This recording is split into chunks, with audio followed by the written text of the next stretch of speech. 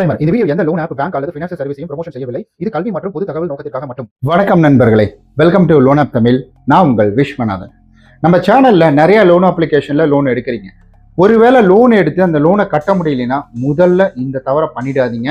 முதல்ல இந்த தவறை தயவு செஞ்சு பண்ணிடாதீங்க அப்படின்றதுக்காக தான் இந்த ஒரு வீடியோ ஸ்கிப் பண்ணாமல் கடைசி வரைக்கும் பாருங்க. நிறைய பயனுள்ள தகவல்கள் லோன் ரிலேட்டடாகவும் அப்ளிகேஷன் ரிலேட்டடாகவும் நம்மளுடைய சேனல்ல பேசிக்கிட்டு இருக்கோம். குறிப்பா நம்மளுடைய வீடி தமிழ்ல கோல்டை பத்தியும் நம்ம நிறைய பேசியிருக்கிறோம்.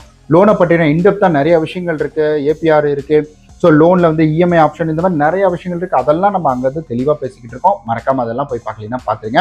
இது அப்ளிகேஷன் ரிலேட்டட் அப்படின்றதுனால அப்ளிகேஷன்ல நீங்க இஎம்ஐ லேட்டா பேமெண்ட் பண்ணீங்கன்னா ஒரு இஎம்ஐ லேட்டா பேமெண்ட் பண்ணாலும் பண்றதுக்கு முன்னாடி ஸோ இந்த விஷயங்கள் அப்படின்றத வந்து நீங்க தெரிஞ்சுக்கணும் அப்படின்றதுக்காக தான் இந்த ஒரு வீடியோ. ஸோ வீடியோ ஸ்கிப் பண்ணாம கடைசி வரைக்கும் பாருங்க. ஸோ நீங்க வந்துட்டு நம்ம சேனலுக்கு புதுசாக வந்திருக்கிறீங்க, நம்ம சேனல் சப்ஸ்கிரைப் பண்ணாம பார்த்துட்டு இருக்கீங்கன்னா மறக்காம சப்ஸ்கிரைப் பண்ணிட்டு பாருங்க. அப்படி கூட இருக்க பெல் பட்டனையும் ப்ரெஸ் பண்ணிக்கோங்க. சரி, ஓகே, வாங்க வீடியோக்குள்ள போகலாம். நம்மளுடைய WhatsApp channel, Telegram channel, Instagram channel, இது மூணுடைய லிங்க் கீழே இருக்கு, ஜாயின் பண்ணிக்கோங்க. ஓகே, அதாவது ஒரு இஎம்ஐ லேட் ஆன உடனே நீங்க என்ன செய்யணும்? இஎம்ஐ லேட் ஆன உடனே இந்த மட்டும் பண்ணிடாதீங்க. அதாவது யாராவது உங்களுக்கு கால் பண்ணாங்களா, அந்த கால் பண்றதை இக்னோர் பண்ணாதீங்க. முதல் விஷயம் அதுதான். யாராவது கால் பண்ணாங்கன்னா அதை இக்னோர் பண்ணாதீங்க. இரண்டாவது விஷயம் என்ன அப்படின்னா, ஸோ தயவு செஞ்சு இந்த இஎம்ஐ கட்டத்துக்கு வேற ஒரு இஎம்ஐ வாங்கி போடாதீங்க. இது மேலும் மேலும் உங்களை ஒரு பெரிய சிக்கல்ல கொண்டு போய் விட்டுரும். ஏன் இது சிக்கல்ல விடும் அப்படின்னு கேட்டீங்கன்னா ரொம்ப சிம்பிள் தாங்க. அதாவது நீங்க இப்போ வந்துட்டு ஒரு இஎம்ஐ கட்ட போறீங்க. அந்த இஎம்ஐ அமௌண்ட் எவ்வளோ? ஒரு 5000ன்னு வச்சுக்கோங்களேன்.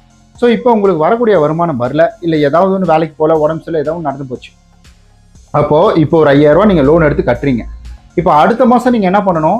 இதுக்கு ஒரு 5500 ரூபா, நான் வந்து 6000 கூட போடுவோம். ஆப்பில் நீங்கள் 1000 எடுத்தீங்கன்னா 6000 கூட வந்துடும். இதுக்கு ஒரு 6000 ரூபா, அங்கே ஒரு 5000, ஆக மொத்தம் 11000 ரூபா நீங்கள் கட்டணும். ஸோ உங்களால் 5000 ரூபாய் ரெடி பண்ண முடியல ஒரு மாதம், நீங்கள் எப்படி 11000 நீங்கள் ரெடி பண்ணி கட்டுவீங்க?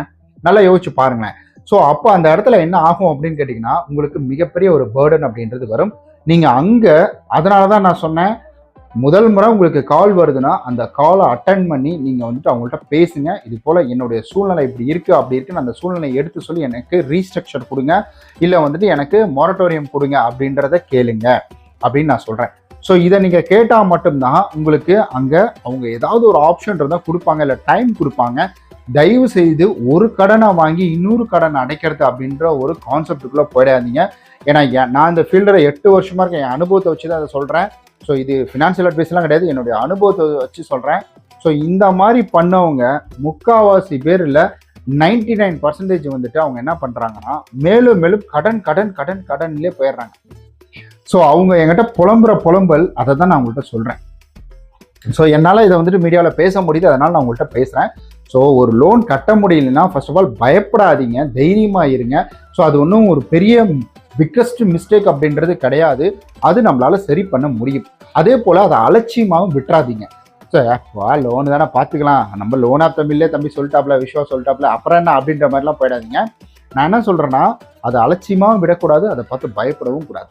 ஸோ ரொம்ப சிம்பிளாக ஃபர்ஸ்ட் எய்டு மாதிரி நீங்கள் பண்ண வேண்டியது என்னென்னா, அவங்க கால் பண்ணாங்கன்னா ரெஸ்பான்ஸ் பண்ணுங்கள். ஸோ அவங்களுக்கு ஏதாவது மெயில் பண்ண முடியும்னா மெயில் பண்ணுங்கள். ஸோ மெயில் பண்ணி அவங்களுக்கு ரெஸ்பான்ஸ் பண்ணிங்கனாலே போதுமான ஒன்று தான். அதுக்கு அடுத்தது நீங்கள் வேற எங்கேயாவது கைமாத்தா வாங்குங்க. அந்த கைமாத்துக்கு ரீபேமெண்ட் ஆப்ஷன் அப்படின்றது ஒரு 2 மாதம் 3 மாதம் அப்படின்ற மாதிரி தள்ளி சொல்லிக்கோங்க. ஸோ நீங்கள் அப்படி சொன்னால் மட்டும்தான் உங்களால் இந்த பணத்தையும் கட்ட முடியும், அந்த லோனையும் வந்துட்டு வாங்கின காசையும் உங்களால் சரியாக கட்ட முடியும். ஸோ இங்கே இந்த பிளான் பண்ணாததுனால தான் நிறைய பேர் நிறைய சிக்கலில் மாட்டிக்கிறாங்க. அதுக்காக தான் இந்த ஒரு வீடியோ அப்படின்றத நான் உருவாக்கியிருந்தேன்.